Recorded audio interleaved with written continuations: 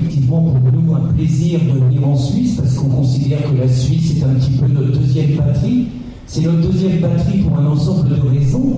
La première est que le site Riposte Laïque est aujourd'hui sous la responsabilité de Riposte Laïque Suisse, tout simplement parce que nos amis suisses, quand on a eu nos premiers procès auxquels faisait référence Mireille, nos amis suisses nous ont expliqué que ça serait peut-être bien que ça soit Riposte Laïque Suisse qui reprenne la main sur ce site et qui échappe comme ça un petit peu aux mauvaises intentions de la justice française et du pouvoir français.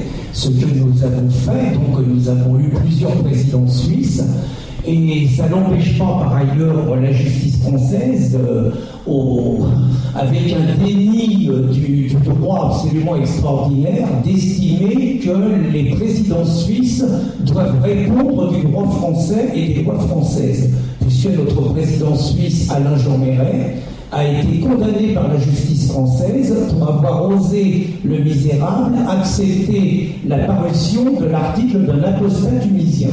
Et la justice française s'est sentie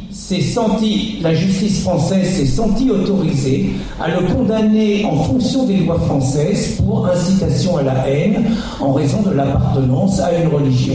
L'argument de la justice française a été absolument extraordinaire, ça a été de dire que même si l'article était sur Internet, même si l'article était envoyé depuis la Suisse, le fait que des lecteurs français puissent le consulter faisait que les responsables du site étaient redevables de la loi française. Je vous laisse entendre, camarades suisses, je vous laisse entendre avec une vision comme ça de la justice. Si l'Arabie Saoudite fait la même chose, je suis inquiet par rapport à Mireille Valette et à quelques autres qui écrivent des articles qui peut-être pourraient tomber sous le coup de la loi de l'Arabie Saoudite, avec toutes les conséquences qu'on connaît pour les femmes et pour les mécréants. Donc ceci dit, c'est toujours un plaisir de revoir, parce qu'on considère que Mireille a cité tous les amis, je vois Jean-Luc Ador, qui est notre avocat également. J'ai envie de dire, vous êtes tous nos camarades de combat, vous êtes tous nos compagnons de combat, dans une période où réellement c'est notre civilisation, nos valeurs qui sont en jeu, et le fait que vous soyez ici veut dire que vous faites partie de ceux qui osaient vous afficher, de ceux qui osaient ne pas vous contenter de protester sur Internet, de ne pas se contenter parfois d'un bulletin de vote, mais qui osaient quelque part mettre vos idées en accord avec votre engagement. Et il faut savoir l'apprécier, parce que le constat qu'on fait, c'est que la majorité de nos compatriotes sont d'accord avec ce que nous racontons, mais seule une minorité se bouge, et en face, vous avez quelque part ce spectacle insupportable de gauchistes islamo-collabos qui occupent la rue à 200, 300, qui ne représentent qu'eux-mêmes, mais qui sont bien souvent plus nombreux que nous, qui avons malgré tout l'appui de l'essentiel de la population, mais d'une population qui est terrorisée et qui se terre chez elle. Donc vous êtes réellement nos compagnons de combat. Alors moi je suis ravi d'autre part de faire connaissance de Magid, on habite à 30 km l'un de l'autre, mais il faut qu'on vienne en Suisse pour faire connaissance, c'est bien la Suisse, et je suis donc chargé, puisque nous allons, les amis de l'ASVI nous ont dit qu'ils souhaitaient un débat sans animateur et simplement on échange l'un et l'autre, donc je suis donc chargé d'ouvrir ce débat sur une question très délicate, qu'est-ce que j'ai contre l'islam ? J'avoue que c'est très difficile de répondre à ça, là c'est une colle. Pour vous dire que dans les années 80, j'avais rien contre l'islam. Dans les années 80, j'étais plutôt un militant de gauche, syndicaliste. J'ai envie de dire que j'avais plus tendance à dire croix et à bas la calotte que d'être vigilant sur l'islam, tout simplement parce que dans les années 80, il n'y avait pas de problème en France avec l'islam, tout simplement. Et que moi, ça a été un ensemble. J'ai pas envie de vous expliquer ce que j'ai contre l'islam au sein de la théologie. Je suis pas un théologien, ni de parler des textes sacrés, mais plutôt de la réalité et de l'évolution de la France en 30 ou 35 ans, ce qui m'amène à cette prise de conscience. C'est-à-dire que dans les années 80, les premières alertes, c'est quand même la victoire de l'ayatollah en Iran. L'ayatollah, tout le monde se moque de lui en disant c'est quand même nous les Français qui l'avons hébergé, qu'est-ce qu'on est bon, et tout le monde se moque de lui en disant bon c'est une vieille bagarre, il ne va pas durer très longtemps. L'ayatollah explique en 80, nous exporterons l'islam partout dans le monde. Et à l'époque, tout le monde ricane. Tout le monde ricane. Mais moi qui suis syndicaliste à l'époque, je constate quand même tous les ans un spectacle qui ne me plaît absolument pas, comme syndicaliste, comme homme de gauche. C'est-à-dire que vous avez tous les ans les militants de l'ayatollah Khomeini qui mettent devant une trentaine de voilés. Et pendant des heures et des heures, vous avez les barbus derrière qui crient en levant le bras « Vive l'imam Khomeini !» Et ça dure des heures et des heures. Et très franchement, voir ce spectacle, voir toutes ces voilées, tout en noir, même en plein soleil, on est le 1er mai, ça m'exaspère. Et vous avez régulièrement les féministes iraniennes réfugiées en France qui crient « Vive la révolution des femmes en Iran !» Et qu'est-ce qui se passe? Évidemment, les religieux ne supportent pas. Ça se termine régulièrement en bagarre rangée. Et à l'époque, la gauche n'était pas encore aussi collabo qu'elle l'est maintenant. À l'époque, les services d'ordre de gauche, on va dire, règlent le problème et font fuir manu militari les militants de l'ayatollah Khomeini. La deuxième expérience, c'est 1989 et c'est l'affaire du Creil. C'est l'affaire du voile de 3 fillettes à l'école de Creil. Et là, moi, c'est une première coupure importante avec ce qui est mon camp, la gauche.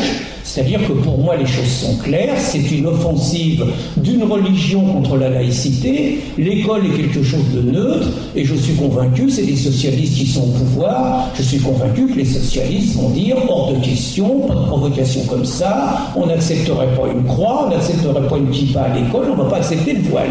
Ça ne se passe pas tout à fait comme ça. C'est même tout à fait le contraire.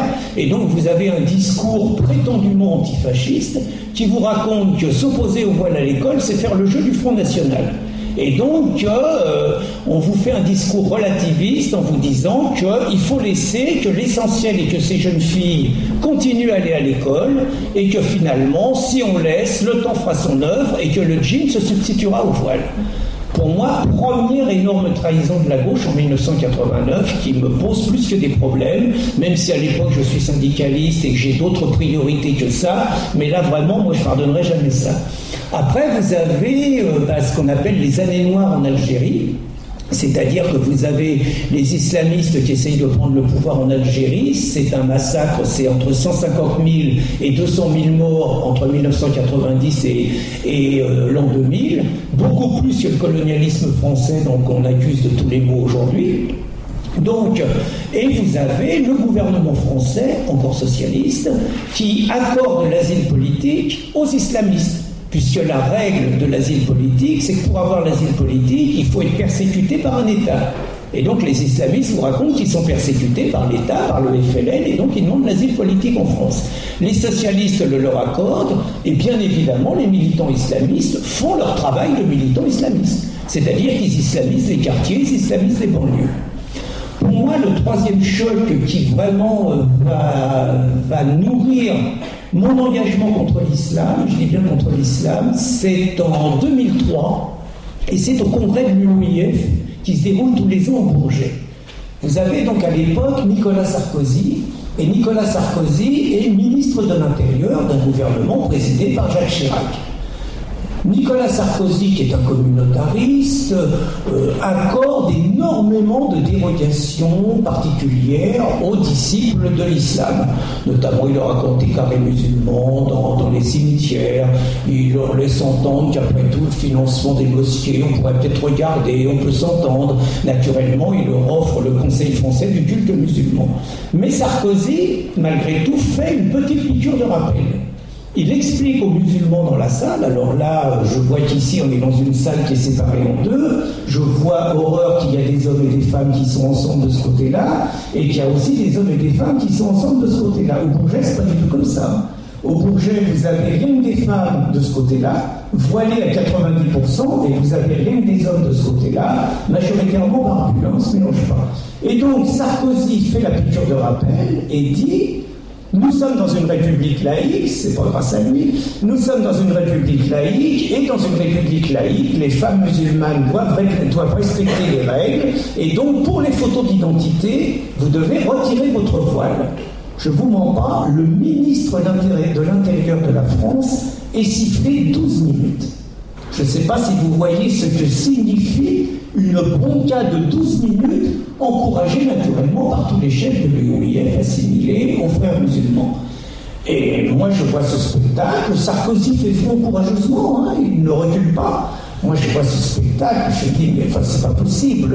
Je me reconnais toujours à l'époque dans les valeurs de la gauche, mais j'ai pas le réflexe tellement stupide, pavlovien, de dire, c'est bien fait pour Sarkozy, c'est un salopard de droite, il se fait siffler, tant mieux, il l'a cherché. Non, pour moi, c'est pas Sarkozy qui est sifflé, c'est la France laïque. C'est la France républicaine, c'est nos lois de séparation de l'Église et de l'État, c'est la France qui est sifflée. Et donc, j'essaye de contacter des camarades de gauche en disant ce qui s'est passé est grave. Aux abonnés absents. Personne n'accepte, sous le prétexte que c'est Sarkozy, sous le prétexte qu'il ne faut pas stigmatiser les musulmans, personne n'accepte de mener la campagne qu'il faut. Et moi, à partir de là, je dois avouer qu'on est en 2003, mon engagement contre l'islam commence à ce moment-là, c'est-à-dire qu'on mène une campagne contre le... Alors, on est faux cul, hein, on va l'admettre, c'est-à-dire qu'on mène une campagne contre le voile à l'école. Soyons clairs, depuis 89, il y a 2000 voiles dans les écoles publiques. Il y a des dizaines et des dizaines d'équipes d'enseignantes qui sont confrontées à ces provocations et personne ne légifère. Nous, on demande à légiférer, mais pour vous dire comment il faut être subtil dans ces situations dans la France de 2003, on sait pertinemment que si on demande une loi contre le voile islamique à l'école, on va se faire traiter d'islamophobe, on va se faire traiter de raciste, on va se faire traiter d'extrême droite et tout. Donc on demande une loi contre tous les signes religieux.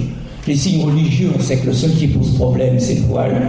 On demande une loi contre tous les signes religieux, et la loi passe. Et donc, en 2004, c'est un gouvernement de droite qui fait une loi.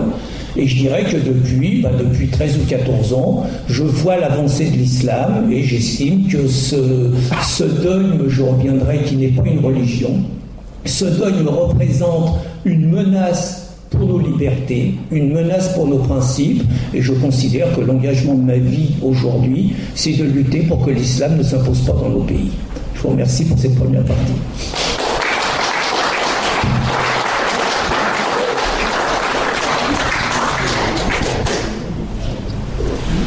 Bonsoir à tous. Alors, cette question qui introduit le débat, à savoir quel est mon problème personnel avec l'islam, d'abord, il faut savoir ce que c'est l'islam. L'islam, conceptuellement, pour la diplomatie dans l'agora, l'agora politique et sociale dans nos sociétés occidentales, c'est une religion. Il y a l'étiquette religion. En réalité, c'est un ordre politique et juridique. L'islam, c'est des lois, c'est des interdits, c'est des obligations. Et l'idée, c'est de savoir qu'est-ce que l'islam, tout simplement par nature. Alors, on a de la chance puisque exégétiquement, c'est assez facile de définir ce qu'est l'islam plus que les autres religions selon moi. Parce que la totalité des musulmans sur la planète, qui sont les individus les plus divisés au monde, alors qu'ils sont censés appartenir à la même religion sur à peu près tous les sujets, s'accordent au moins sur un point, c'est la shahada, c'est l'idée qu'il n'y a de Dieu qu'Allah et que Mohammed est son prophète, mais surtout l'idée que le Coran, ce corpus, ce récit oral qui est devenu un livre, du début à la fin, de la première à la dernière phrase, a pour auteur Dieu lui-même. Et donc pour moi j'estime, et je crois qu'aucun musulman censé ne peut me contredire, que c'est au livre du Coran de définir ce qu'est l'islam et ce que l'islam n'est pas. Donc pour répondre à cette question, c'est quoi ton problème, Majid, avec l'islam? Indirectement, je dois vous dire, c'est quoi mon problème avec le Coran, puisque c'est le Coran qui est habilité à pouvoir dire ce qu'est ou non l'islam, plus que quiconque, plus que n'importe quel théologien profane qui est venu après le prophète Mohammed trépassé, plus que n'importe qui. Alors pour que vous puissiez comprendre quel est mon problème avec le Coran, il faut que vous compreniez quel problème le Coran a avec moi en fait. Et le Coran, c'est un guide juridique univoque et très clair qui est à la fois liberticide, il criminalise la liberté de penser, il est à la fois esclavagiste et il est à la fois misogyne. Et les lois de ce livre qui maltraitent les femmes, qui sont esclavagistes et surtout qui condamnent et persécutent le libre penseur, qui ne pense pas qu'il n'y a de Dieu qu'Allah et que Mohammed est son prophète, ce sont des lois qui sont censées être valables en tout temps, en tout lieu, jusqu'au jour du jugement dernier, qui n'ont pas de frontières temporelles ou de frontières géographique sur la planète Terre. Les lois d'Allah sont censées être impérieuses et valables partout sur Terre. C'est une religion universaliste et c'est surtout un totalitarisme universaliste. Moi, ce que je reproche à l'islam, c'est justement qu'il a des lois qui se mêlent des libertés individuelles de gens qui ne leur ont rien demandé. Ça se vérifie très bien dans le monde musulman. Moi, je suis un essayiste, j'ai écrit mon livre « Il était une fois l'islam ». Mon but, c'est d'essayer de convaincre les gens que l'islam est un danger avec une méthodologie originale, puisque moi, j'ai fait une critique technique et juridique des fondements même de la religion islamique. J'ai été musulman les 18 premières années de ma vie, et je crois que c'est la méthode la plus efficace pour arriver à faire comprendre aux gens quel est le danger de l'islam, et surtout pour arriver à essayer de réveiller les musulmans. Et il m'apparaît personnellement, en tout cas, que si vous voulez, en fait, c'est une phrase que je dis souvent, en fait, l'islam pour moi c'est pas intéressant, mais on est obligé de s'y intéresser. Parce que le verre est dans la pomme, parce que nos sociétés occidentales s'islamisent d'un point de vue démographique. Et les problèmes, ça ne se fuit pas indéfiniment. À échelle locale, il y a des Français qui sont nés dans des quartiers qui n'ont pas toujours été islamisés ou dans des villes qui n'ont pas toujours été islamisées. Ils se contentent de fuir ces zones et d'aller vivre ailleurs, dans des zones moins islamisées. Mais la France s'islamise de plus en plus. Officiellement, ça fait 25 ans que les médias nous racontent que les musulmans sont 5 à 7% de la population. À un moment donné, ça a du mal à tenir dans la mesure où ils ont une démographie assez vive, dans la mesure où on importe massivement des gens. Les pays qui ont le plus de visas pour faire venir des gens en France, c'est l'Algérie, le Maroc, la Turquie. Il y a une endogamie ethno-religieuse. Il y a tellement de musulmans qui font venir leurs futures femmes de leur pays d'origine. Ils font plus d'enfants que quiconque. À un moment donné, moi j'ai parlé à des politiciens français qui ont déjà demandé à me rencontrer. Je leur ai demandé dites-moi les chiffres officieux, ils sont combien de pourcents dans la population française des musulmans? Ils s'accordent pour me dire environ 20%, ce qui est assez effarant quand même. On est loin des 5 à 7% éternels, que le système essaie de nous matraquer avec de la propagande. Et en tout cas, moi j'ai remarqué une constante, et je vais conclure là-dessus par rapport à cette question, c'est qu'en fait, il n'y a pas forcément besoin de connaître les fondements religieux même de l'islam. Moi, je m'y suis intéressé, je les ai étudiés avec une méthodologie originale pour essayer de convaincre les gens, mais à un moment donné, il y a juste à faire des constats cliniques. Moi, je suis agnostique, mais je vous dis, jugez un arbre à ses fruits. C'est bizarre, mais il y a des pays dans le monde, des pays musulmans, ça fait des siècles qu'ils sont majoritairement peuplés de musulmans, la force culturelle dominante qui y règne, c'est l'islam. À un moment donné, on a le recul suffisant pour y faire des constats. Quels sont les pires pays au monde où vivre quand on est une femme? C'est tellement évident que ce sont les pays musulmans. Quels sont les pires pays au monde où vivre quand on veut être un libre penseur? C'est les pays musulmans, notamment quand on s'émancipe de la religion officielle d'État, l'islam. Quels sont les pires pays au monde quand on veut simplement aimer librement la personne qu'on a choisi d'aimer?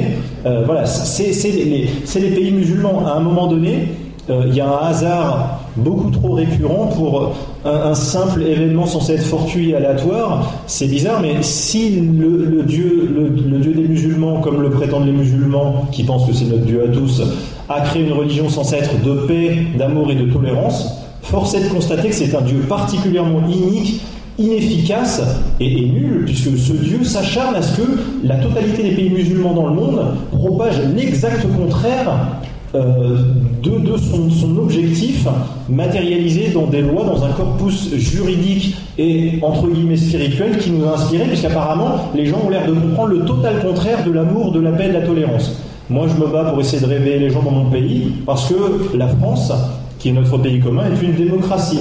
Et dans une démocratie, c'est la démographie qui décide. Et le jour où la majorité des habitants de la France sera musulmane, j'ai un principe de précaution, je me dis, je vois pas pourquoi l'islam de France marcherait, je vois pas pourquoi l'islam réussirait à créer en France ce qu'il n'a jamais créé nulle part partout dans le monde. Ça n'existe pas, le vivre ensemble avec l'islam. Il n'y a que du vivre à côté ou du s'entretuer ensemble. Moi je crains ça. Et je veux alerter les gens avec l'intellect, pas avec les armes. On est encore majoritaire. Les Français, je rebondis sur une phrase qu'il a dit tout à l'heure, en parlant des Suisses majoritairement qui sont contre l'islam. On a surtout un problème, c'est que la majorité des Français qui ne veut pas de l'islam comme religion d'État de la même façon que les Suisses, en fait on est divisé sur des sujets secondaires et cosmétiques. Moi, parfois, je vois l'agora politique française comme deux personnes qui se disputent. Non, je te dis que la taxe, elle sera à 5%. Non, elle sera à 7%. Et pendant ce temps, ils ne voient pas qu'en second plan, il y a des mosquées qui poussent, il y a des migrants qui arrivent, il y a de l'immigration musulmane massive qui arrive. À un moment donné, si on veut se disputer sur des sujets secondaires, c'est très bien, mais de savoir que la taxe Intel sera à 5 ou à 7%, ça ne change rien au fait que dans 50 ans, quand le pays de la France sera majoritairement peuplé de musulmans et qu'on aura peut-être un président qui estime que le livre du Coran, un livre misogyne, esclavagiste et ennemi de la liberté de penser, ou une majorité parlementaire, ou les deux, estime que ce livre est un livre divin, juste, salutaire et utile, nécessairement, ça aura un impact sur la politique, sur l'horizon politico-social qui va être dicté aux Français. Et moi, je veux essayer d'alerter mon peuple avant qu'il ne soit trop tard. Et si on échoue, au moins je pourrais me regarder dans un miroir et me dire j'aurais essayé. Mais je suis persuadé qu'on n'échouera pas. On va essayer en tout cas.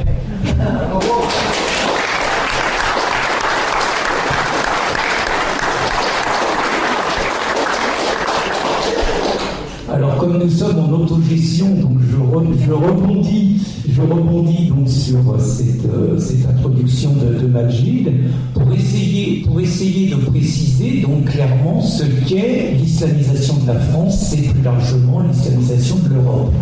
Majid évoquait le nombre. C'est bien évident que le nombre est déterminant. Le nombre est déterminant. Vous pouvez estimer, j'entendais parler de 20%. Pour dire les chiffres, en 1998, on estimait qu'il y avait 4 millions de musulmans. Je dis bien en 1998. Depuis les années Sarkozy, on est à 200 000 nouveaux venus officiellement en France tous les ans, majoritairement musulmans. On peut penser avec la fécondité. Aujourd'hui, vous avez une enquête qui a été faite, je ne me souviens plus du nom de l'enquêteur, mais c'est pas grave, qui vous raconte en 2016 qu'il n'y aurait que 3 à 4 millions de musulmans en France. 3 à 4 millions de musulmans. Cette enquête vous raconte, et les journalistes collabos vous disent, voyez, c'est rassurant. Il n'y aurait que 29% de ces 3 à 4 millions de musulmans qui seraient favorables à ce que les lois de la charia soient supérieures aux lois de la République. Et ils vous disent, ça veut bien dire qu'il y a 71% de musulmans qui sont donc profondément laïcs et républicains. Il y a des mauvaises langues qui disent ou qui sont profondément menteurs, mais regardons quand même ce chiffre, rien que ce chiffre, sur les chiffres mensongers qu'il nous donne. 29% de musulmans qui disent que les lois de la charia sont supérieures aux lois de la France et aux lois de la République, ça fait 1 million. Ça veut dire, si on veut savoir ce que parler veut dire, que 1 million sont prêts à la guerre sainte, ce que demandent les textes sacrés, pour imposer les lois de l'islam. 1 million sont des chiffres tronqués. Si nous écoutons les chiffres de Majid, 20% de 60 millions, on n'est plus tout à fait au même chiffre, on est à 12 millions. Si on considère que 1 sur 4, et on est gentil, est prêt à imposer par la violence la charia à la société française, on arrive à plus de 3 millions. L'islamisation de la France, c'est aussi le poids de la communauté musulmane sur les élections. Vous êtes un petit maire, vous avez 5000 habitants. Sur les 5000 habitants, vous avez 1000 musulmans. On est dans les 20%. Vous avez 1000 musulmans, vous allez avoir le cinéma, vous allez avoir la demande de la mosquée, vous allez avoir la demande de dispositions particulières pour la fête des écoles à la fin de l'année, on va vous demander de la viande halal. Vous allez avoir un ensemble de demandes, de revendications communautaristes religieuses. Le maire, il fait quoi? J'excuse pas les maires collabos, hein. Mais le maire, il fait quoi? Parce que les musulmans, c'est pas stupide. Les musulmans vont voir tous les partis politiques et leur disent, on est nombreux, on pèse 20%, on va voter pour celui qui est le plus compréhensif par rapport à nos particularités. Et donc, ça veut dire qu'il y a une pression politique sur les élus énorme, qui se traduit notamment dans les élections nationales. On sait tous qu'en France, Hollande a été élu par le survote musulman, puisque les sondages officiels d'OpinionWay vous disent que 93%, je ne sais pas si vous voyez, on n'est plus du tout on est vraiment dans le vote bloqué, le vote communautaire de style américain d'ailleurs. 93% des musulmans ont voté Hollande. Comme il suffisait de regarder en 2007 les études dans les quartiers quand vous aviez Sarkozy et Ségolène Royal, vous constatiez que Ségolène Royal faisait des votes extraordinaires dans les quartiers et que vous aviez des participations aux votations, je crois que vous appelez ça comme ça, ou les votations, vous aviez des participations énormes. Donc, pour dire l'islamisation de la France, c'est déjà le nombre. Et puis après, c'est les symboles, c'est les mosquées qui sont naturellement complètement autre chose que les églises, mais les mosquées qui sont des méribis, où le musulman apprend à respecter les lois de l'islam avant les lois du pays d'accueil. Vous avez naturellement les profusions de voiles, portées par des gamines de plus en plus jeunes. Vous ne connaissez peut-être pas encore ça en Suisse, parce que je crois que chez vous, l'abattage rituel est interdit. Chez nous, l'abattage rituel, je crois savoir, chez nous, l'abattage rituel, qui n'était normalement qu'une exception, est devenu la règle. Ce qui signifie que, alors que les musulmans, si on écoute Majid, sont 20%, vous avez 60% des Français qui mangent halal. Tout simplement parce que pour des raisons économiques, les abattoirs préfèrent abattre d'une façon halal et découler l'ensemble de la marchandise. Vous avez dans les entreprises, par exemple, la France est le pays de la laïcité, la France est le pays de la séparation du religieux et du politique. Vous avez dans les entreprises, vous avez maintenant dans des salles de prière. Vous avez dans les entreprises, à l'occasion du Ramadan, vous avez des dérogations avec les horaires. En gros, les non-musulmans font le travail des musulmans, soyons clairs. Vous avez des chiffres à la RATP qui sont absolument épouvantables, y compris au niveau de la sécurité. Vous avez dans les hôpitaux, vous connaissez tous le refus de la mixité. Bref, de plus en plus, l'islamisation de la France, ça signifie concrètement qu'un État dans l'État s'implante, qu'un État dans l'État qui impose des règles qui sont différentes que celles de la loi commune des hommes est en train de progresser et que quelque part ce que nous appelons le cancer islamique est en train de ronger tout ce qui faisait nos acquis, nos spécificités, nos libertés, la fierté de notre civilisation, et que deux pouvoirs se font face qui sont incompatibles. Alors, Youssouf Qaradawi, le gourou, on va dire, des frères musulmans, avait cette formule. Il expliquait que grâce à leur démographie, ils nous envahiraient, et que grâce à leurs principes coraniques, ils nous vaincraient. Je crois qu'on est très clairement dans ce message aujourd'hui, et donc je laisse la parole à Majid, puisque normalement dans la prochaine partie, nous devons évoquer, lui et moi, les solutions par rapport à ce phénomène que je décris. Merci. Alors, qu'est-ce que l'islamisation de la France ? Je crois que peu importe le régime d'un pays, que ce soit un royaume, une démocratie, pour moi, un pays, il est quand même le reflet de sa population, malgré tout. C'est ce que j'appelle, moi, dans mon livre, la force culturelle dominante.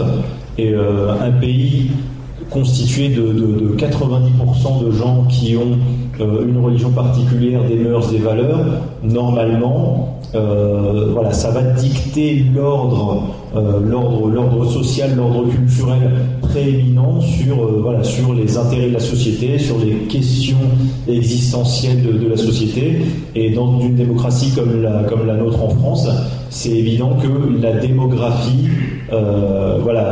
c'est évident en fait que plus la part de musulmans augmente en France, plus la part de leurs problématiques existentielles doivent être prises en compte par les politiciens, ça je peux tout à fait l'admettre. L'islamisation, moi je la vois de deux façons. D'abord populationnelle, on peut la voir dans les chiffres, le nombre de musulmans. Il a précisé plusieurs fois que c'était pas mes chiffres à moi que j'avançais, c'est bien des chiffres issus de rencontres avec des politiciens d'envergure nationale, mais je ne cite pas leur nom, c'était des réunions confidentielles pour parler de mon livre, ou alors ils voulaient des conseils ou me poser des questions sur le sujet islam. Et puis il y a aussi une islamisation par rapport à une adaptation législative, juridique, et également une adaptation, tout simplement par rapport à, disons, je sais pas moi, à des marqueurs sociétaux très précis qui relèvent de l'ordre du culturel et du social, qui relèvent de la discrétion du peuple. Et c'est vrai que moi je me rappelle quand j'ai 30 ans, quand j'étais jeune, il y avait un sapin de Noël dans l'école maternelle. Aujourd'hui, il n'y a pas de sapin de Noël, très peu dans les écoles maternelles publiques, de moins en moins en tout cas, parce que c'est devenu une offense envers la foi religieuse de certains. Je vous laisse deviner qui sont, c'est certain, voilà. Et aujourd'hui en France, il y a des comportements et des actions qu'on ne voyait pas avant. Aujourd'hui, quand vous mangez dans la rue en plein jour ou vous buvez en plein jour dans certains lieux de grandes métropoles ou à côté, vous avez des musulmans qui peuvent vous dire, vous agresser violemment en disant tu manges pas devant moi pendant mon ramadan alors qu'il fait encore jour, le soleil luit dans le ciel, tu me manques de respect. Je suis désolé, mais voilà, c'est un comportement. En France, il n'y a jamais un non-juif en France qui téléphonait ou conduisait sa voiture et qui, le jour de Shabbat, un juif lui a dit « tu manques de respect à mon Shabbat ». Ça, c'est jamais arrivé. Ça relève de la science-fiction, là, ce que je raconte. Voilà, il y a des comportements, des petites persécutions du quotidien qu'on sent, une petite adaptation petit à petit. Pareil, les musulmans, en fait, ils votent de façon univoque et nos politiciens aujourd'hui, voilà, pour eux, en fait, si vous voulez, les islamistes, parmi les musulmans, c'est eux en général qui aiment les représenter et c'est eux en général qui sont très malins par rapport à la politique, au monde politique. Ils aiment faire du chantage électoral et après tout, c'est la règle du jeu. Le problème, c'est que les Français à côté sont divisés sur des sujets secondaires et cosmétiques.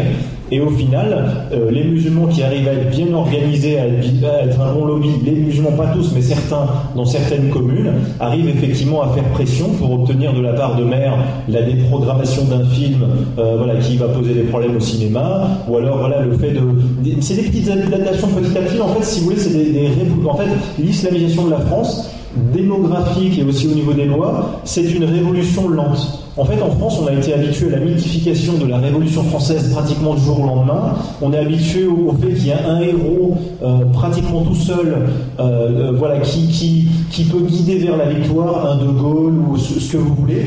Et en fait, les Français sont habitués à ça et du coup, beaucoup ne perçoivent pas l'idée qu'il peut y avoir des révolutions très lentes qui se font sur des années ou des décennies et sur le fait que nous, le camp qui luttons contre l'islamisation de la France, il ne faut pas que tous on attende un héros providentiel parmi nous qui va sortir et qui va réussir à, entre guillemets, désislamiser la France. Et je veux insister sur un petit point. Mon problème par rapport à l'islam, c'est un problème par rapport à une idéologie. Je ne criminalise pas les musulmans. Pour moi, les musulmans, ils ont une foi. Et d'ailleurs, je fais pas partie de ceux qui veulent interdire la foi islamique en France. Ça n'a pas de sens de vouloir interdire une idéologie. C'est complètement idiot. Et c'est complètement idiot aussi de vouloir légiférer pour essayer de persécuter les gens pour ce qu'ils pensent. Je reproche au Coran d'être un ordre politico-juridique dogmatique qui veut criminaliser, et qui criminalise quand il le peut, quand il dirige politiquement, la liberté de penser des gens. C'est pas moi-même pour interdire l'islam pour faire la même chose, c'est-à-dire criminaliser la foi islamique. Après, l'idée, c'est de savoir comment on fait pour désislamiser la France, c'est-à-dire pour empêcher cette mainmise idéologique. Bien évidemment, un des moyens, c'est avant tout la démographie, puisque comme je l'ai dit au tout début de ma réponse, un pays est le reflet de sa population.